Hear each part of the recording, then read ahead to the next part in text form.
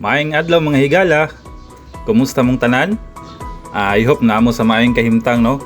In this episode maghatag ra ta og update no kabahin sa underground cabling sa Davao City. And kagahapon lamang naibalita no nga naay groundbreaking nga nahitabo para sa phase 2 diha sa underground cabling project diha sa may Magsaysay Avenue. Kana og ang uban pa mga detalye atong hisgutan coming right up.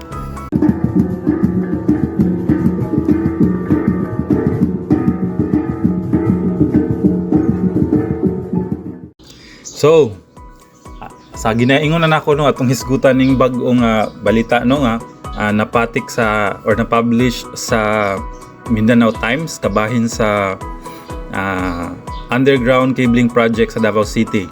Bago lang yun no, mainit-init pa ang kuan kini nga balita nga di-publish sa Mindanao Times nga nagaingon nga dunay nahitabo nga ceremonial groundbreaking for the phase 2 of the underground cabling project along Magsaysay Avenue katong July lamang or July 18 lang kagahapon no. Ang maong groundbreaking no gitambungan sa mga nagkadaiyang companies nga part sa collaboration aning underground cabling project.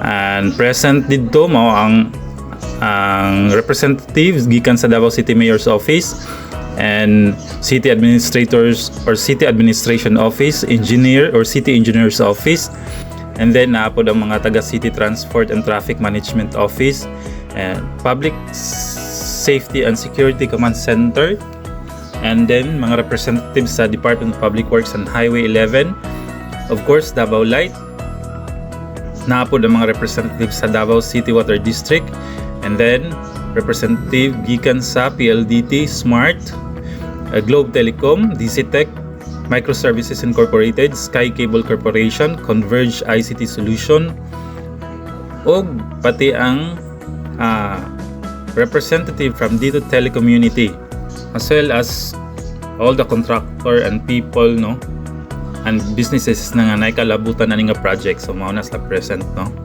sa kini nga groundbreaking. So matud ba sa balita, this marks the start. So magsugod na ang ginatawag nga civil work sa Davao Light, specifically ang pag-excavate or pagkalot nga mag-cover og 700 meters or almost 3/4 sa kilometers no ang i-cover ani nga ginatawag lang nga phase 2. Ang phase 1 nahuman naman to ilang pag-excavate no diha sa may Magsaysay Avenue. So karon magsugod na pod ang phase 2. Asa man ni siya dapit? Diri na siya dapit sa may naka-specify is from Suaso Street to the corner of Quezon Boulevard. So gikan ang Suaso Street kanang sa may diha na dapit sa kanang dalan sa may Santa Ana no. Santa Ana nga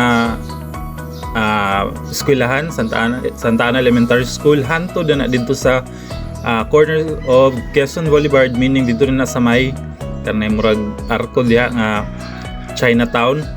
O hanto diha from arc na kuan Chinatown na marker hantod sa Suaso Street no sa may Santa Ana nga eskwelahan. So mao na siya ang cover para sa phase 2 na underground cabling project sa Davao Light. So kahinumduman nga ang phase 1 para ni siya sa kuan ang phase 1 para sa kining underground cabling project diri sa Ramon Magsaysay Avenue. So ang phase 1 ana niya is from katong sa post office no, Philippine Postal na kuan na building diya sa may rotonda no. Dapit sa may Rojas Avenue no. Mo na siya diha sa may diha mag-start sa may rotonda diha hantod na dito sa again sa Suaso Street no. Mo na ang phase 1 niya. Ang phase 2 Suaso Street paingon na dito sa may Chinese na arc sa may Chinatown no. Dito na sa may dapit sa Magsaysay Avenue no or Magsaysay Park. So mo na siya. So ang phase 1 matud ba sa kaingon na nako diha sa may ang nagsugod diha sa may postal office hantod sa Suazo Street kay 56% complete na ang ilahang ang kana diha nga part na area no, ang phase 1, and soon mag-start na pud ang electrical works diha nga part or segment, tawagon na to siya segment no. So mo na siya ang update no. Again magsugod na ang ilahang civil works para sa phase 2. Ginatawag lang phase 2 pero para sa ko more on pwede siya tawag segment 2 no, or second segment no, para sa kining underground cabling diri sa may Santa Ana Avenue. So in connection with this, nangayo og pagsabot ang pamunuan no, or mga tagdumala ani nga project nga pagsabot sa mga Davaoenyo kabahin sa posible nga pagbugat sa dagat sa traffic diha no, or possible traffic congestion na yung mga pagbugat sa dagan sa traffic diha nga area. Matud pa ginabuhat nila ang ilahang best aron malesen ang inconvenience sa katawhan, and isa na ani ang pagbuhat o ang pag-conduct sa mga maong trabaho sa panahon sa kagabi no, or during night time nila kuan ang most of their civil works. Mao na ang pahayag ni Anton Marie Mercedes, Senior Vice President sa Aboitiz Power Distribution Group. So sa kinatibukan ang kining underground cabling no sa Davao City ang nahuman na ani ang inang katudong phase 1 jud mao ang katong sa may Claveria no. Claveria gikan diha sa may Quezon Park or Osmeña Park ba na diha sa may rotonda po no, di ba na kuan dira sa may police office no, diha sa may San Pedro hantod na paingon dito sa may corner Ramon Magsaysay Avenue diha sa may Vivaldi Residences. Mao na siya ang first na phase 1 no, ang sa may CM Recto nga project. Na siya kinatibukan na more or less 1.2 kilometers no, gikan diya sa may rotonda sa may Osmeña Park hantod sa may Vivaldi Residences sa corner Ramon Magsaysay Avenue diya sa may Ateneo dapit. So man na siya 1.2 kilometers na siya. Ang phase 2 kining sa may San Pedro no, San Pedro Street gikan diya sa may San Pedro Church paingon na dito sa may corner Quirino Avenue diya sa may Bangkirohan na dapit. Ang katason na is nasa mga 800 meters. Ug ang ikatulo sa gikaingon na nako kining sa may Ramon Magsaysay Avenue nga underground cabling katulo na ni siya or 1.4 kilometers ni siya no. Ang kabuuan ani gikan sa post office or postal office na building diha dapit sa may rotonda paingon dito sa may Chinatown Arc dito na sa may Magsaysay Park dapit. So mo na siya ang katason sa Ramon Magsaysay Avenue. So mo na siya. So unsa pa ang mga upcoming no, unsa pa ang mga kumbaga in the pipeline aning underground cabling na pipeline no, dili ang diha mag-end sa Magsaysay Avenue.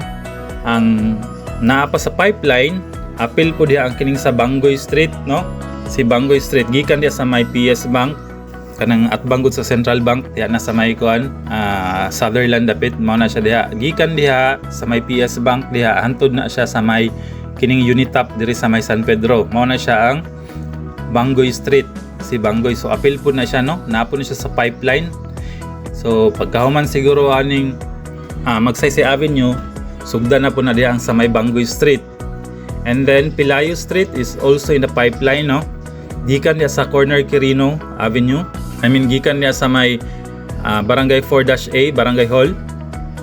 Dapit lang na siya diya sa may kanang sa may Sampaguita Inn diya along Quirino Avenue diya mag-start ang Pilayo Street. Paingon na siya sa corner Pichon Street no, ang kinatibukang katason na diya nga street is 750 meters, no? So ang kanang Pichon Street mao na siya ang katong Magallanes na siya nga street sa una. So diha taman ang Pelayo Street. So napo na ang Pelayo Street sa pipeline. Bonifacio Street is also included in underground cabling na project, no? Gikan ni siya diya sa may Apo View dapit. Diya mag-start all the way to Quezon Boulevard. Diya sa may park diya, children's park diya sa may Quezon Boulevard hanto dira. And wata kabalo kung mulahos pa dito sa may Bukana, no, kay ang Bonifacio Street dito man lahos pa man dito sa all the way dapit sa dagat, no, dapit sa shoreline sa may Bukana. Ang kinatibok ang katason diha gikan sa Apo View paingon dito sa may Quezon Boulevard is naapod sa mga 900 meters, no. And lastly, also part of underground cabling kining sa Quirino Avenue gikan diya sa may dapit sa may Chinese school diya sa may Gaisano Mall dapit diya mag-start paingon na dito sa may Bangkerohan taman sa may overpass part pa na siya diya Quirino Avenue. Ang kinatibok ang katason anang sa Quirino Avenue kay naa sa mga 1.4 kilometers. So dako pa kayo ang trabaho, no, mga kabahin aning underground cabling. Again, apil na diha ang Sibangoy Street, nasa pipeline ang Sibangoy Street, Pelayo Street, Bonifacio Street, and kining sa Quirino Avenue. Muna siya. So imagine, no, kung mahuman na nahitanan nga underground cabling, mas mahapsay na gyud ang itsura sa Davao, no, ang downtown Davao, no. Wala na kayo eyesore. Pansin ninyo kung mahuman na ni siya tanan gyud ang kumbaga, for example sa kining mga kung nay mga events wala na gyud ka ng mga wires, no, wala na mga dangling wires dira sa mga kung nay mga parade.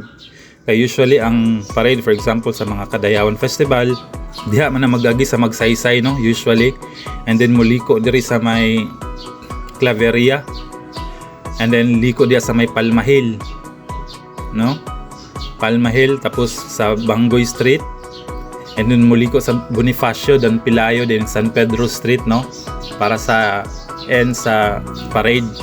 So kana diha nga area, kung mahuman nga project, wala na siya mga dangling wires dira. So mas nindot na siya, no, tanawon, especially kung may mga events. Pero dapat apil ang Palma Hill Street, no.